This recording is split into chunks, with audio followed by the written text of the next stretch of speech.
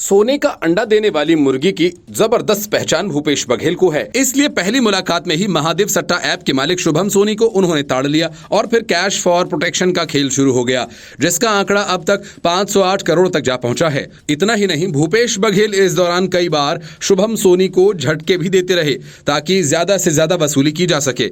लेकिन भूपेश बघेल सोने की इस खान को हमेशा के लिए बचाकर रखना चाहते थे, इसलिए जांच एजेंसीज की नजर से बचाकर इसे दुबई जाने के लिए कह दिया। शुभम सोनी दुबई पहुंचा और उसके बाद उसका काम तेजी से बढ़ता ही गया। ये सारी बातें किसी और ने नहीं बल्कि खुद शुभम सोनी ने कही, जिससे भूपेश बघेल ने सैकड़ों करोड़ सुरक्षा देने के नाम पर वसूले। शुभम सोनी ने कहा कि वे भूपेश बघेल के कहने पर ही दुबई गया था। उसने कहा कि उसकी मुलाकात सीएम भूपेश बघेल से कराई गई थी। उसने कहा कि बघेल ने मुझे कहा दुबई जाओ, काम बढ़ाओ। शुभम सोनी ने यह भी दावा किया कि अब तक वो 508 करोड़ रुपए दे चुका है, फिर भी उसे दिक्कत हो रही है।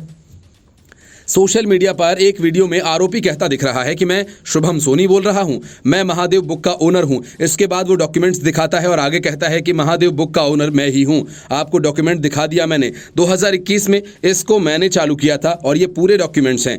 शख्स आगे कहता है मेरा गैम्बलिंग का काम बहुत अच्छे से चलने लगा था फिर भिलाई में, और ये तो बहुत ही छोटे से काम से चालू हुआ था और उसके बाद धीरे धीरे ये काम बढ़ता गया।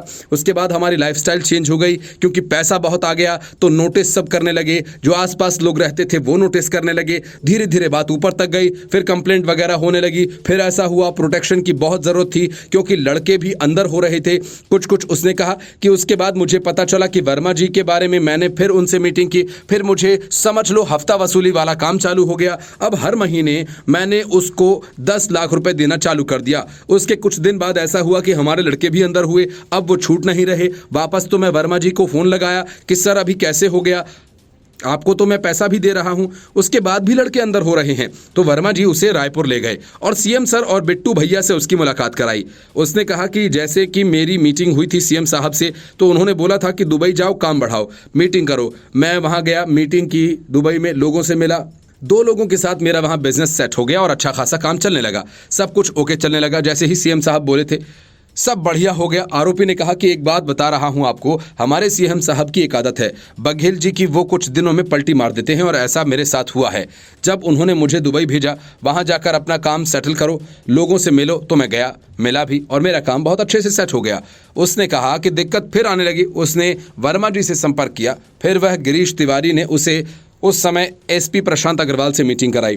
प्रशांत अग्रवाल जी से जब मेरी मीटिंग हुई, उसके बाद से मैं 508 करोड़ रुपए दे चुका हूं। हमारे बघेल साहब, बिट्टू भैया और उनके जो लोग हैं उनको मैंने 508 करोड़ रुपए दिए। उसके बाद भी मेरा काम नहीं हो रहा है। जबरदस्ती मेरी ऊपर ईडी की कार्रवाई चालू हो गई। आरोपी ने कहा कि वो भारत जाना चाहता है लेकिन डर लगता है।